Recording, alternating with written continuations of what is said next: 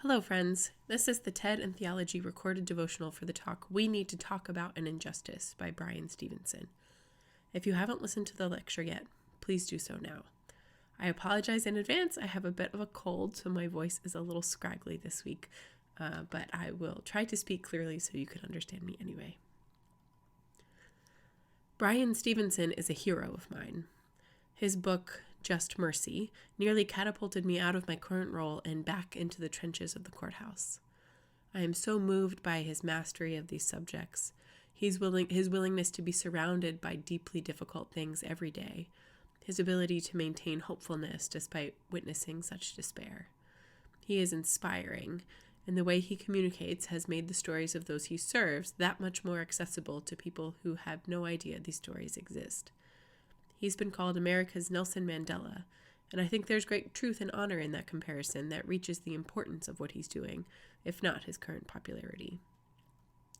As with some of the other talks we've heard, there are a ton of points of contact for this TED Talk. A snapshot from any of the prophets, or an excerpt from James, or many of Jesus' sayings about how his followers ought to behave are all part of the social justice canon. Considering where we've chosen to go to church, we're probably at least somewhat familiar with those. We hear a lot about being conscious consumers and sacrificial givers and risk takers for the vulnerable. We may give money to causes we support and try to volunteer and be politically engaged. It's hard work, but I'm guessing that most of us have already bought into the importance of doing it, at least to some degree. And that's not to say that only people who care about social justice are engaged in these activities. It just seems to be a term most in vogue to describe these things at the moment.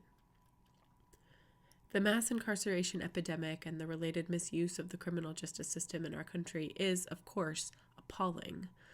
In doing my law school internships, I met people I still think of regularly who had lost agency in their own lives, usually for reasons beyond their control. It was yet another window into the experiences of privilege and race and power that shape our own stories, whether we see it or not. Instead of reading one of those standard social justice canon passages today, I wanted to take us to the book of John. I had a friend in law school who said that he read the first 3 Gospels and, quote-unquote, didn't realize what all the fuss was about. But then he read John and was like, now this is a religion. The writer of John takes things cosmic in a new way. There are layers of cause and effect that are constructed differently than in the other Gospels. It's mysterious and complicated and, dare I say, fun. The passage I'll read today is from John 14, verses 15 through 27. John has 2 major sections, in addition to a prologue and an epilogue. The first major section is known as the Book of Signs, and it contains 7 miracles, or signs, some discourse about them, and 7 I am statements that use popular religious symbols at the time to show that Jesus meets all of our spiritual needs. The penultimate I am statement is in chapter 14. I am the way and the truth and the life. No one comes to the Father except through me. Jesus says this, but it isn't quite good enough for the disciples. They want to see the Father directly. Jesus is frustrated by this and says that they should believe that he and the Father are working together because he says so. But if that's not enough, he says that the works that he does should be an indication as well. He says that whoever believes in me will also do the works that I do, and in fact will do greater works than these because I am going to the Father. Did you catch that? He says that his followers will be able to do greater works than him. But how, you ask? Let's read and find out. John 14, verses 15 through 27. I'm reading from the NRSV. Jesus is speaking here. If you love me, you will keep my commandments, and I will ask the Father, and he will give you another advocate to be with you forever. This is the Spirit of truth, whom the world cannot receive, because it neither sees him nor knows him. You know him, because he abides with you, and he will be in you. I will not leave you orphaned. I am coming to you. In a little while, the world will no longer see me, but you will see me, because I live. You also will live. On that day, you will know that I am in my Father, and you in me, and I in you. They who have my commandments and keep them are those who love me, and those who love me will be loved by my Father, and I will love them and reveal myself to them.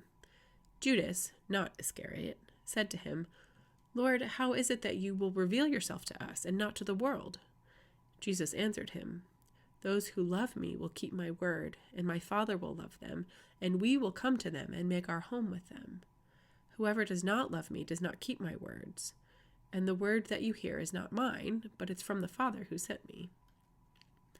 I have said these things to you while I am still with you, but the Advocate, the Holy Spirit, whom the Father will send in my name, will teach you everything and remind you of all that I have said to you. Peace I leave with you. My peace I give to you. I do not give as the world gives. Do not let your hearts be troubled. Do not let them be afraid.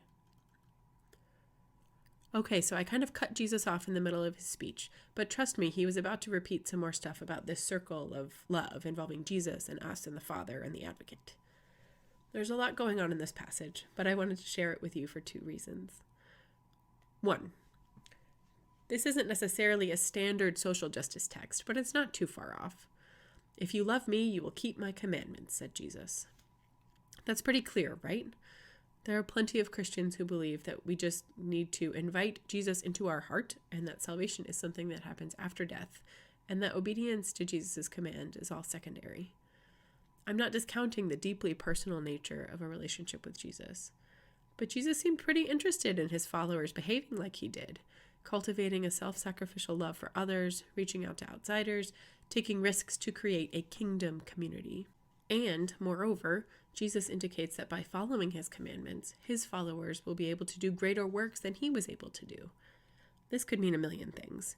It could point to the fact that the sheer number of small acts of radical love will have a greater impact than Jesus' immediate actions had. I also think it's a fair reading to consider that Jesus was hopeful that his followers would be able to band together and create a community whose actions were bigger than the sum of their parts. The idea of social movements and political engagement akin to what we have today would have been completely foreign to Jesus. But I think it's vital for Christians to exercise whatever power they have in whatever systems they're a part of in ways that strive to quote-unquote keep Jesus' commandments. And since in a democracy some of that power is political, the idea of Christians banding together and committing to, say, abolish the death penalty would count as some sort of great work. This is an overbroad and oversimplified example, but I want to see if you're comfortable talking about a scale of that size. Are you? I'm curious. The second reason I wanted to share this passage with you is because I'm so grateful that we are not alone in this work. I love that the Greek word here for the Holy Spirit is paraclete. This is often translated as advocate, but could also mean helper, comforter, or counselor. Maybe this is a fatigue more common in the legal community, but the idea of being an advocate all of the time is exhausting. It's refreshing for me to remember that there is a realm where I too am defended and comforted and taught and led. This doesn't lessen my responsibility to hear and be stirred to action by Stevenson's words, but it gives us another way to interact with the concept of advocacy generally. How have you experienced the Holy Spirit moving in your life? Have you had life-changing spiritual experiences or witnessed them in others? When thinking about these moments in my own life, I recall a deep, deep sense of peace and gratitude, and an unparalleled energy for sharing that with the world.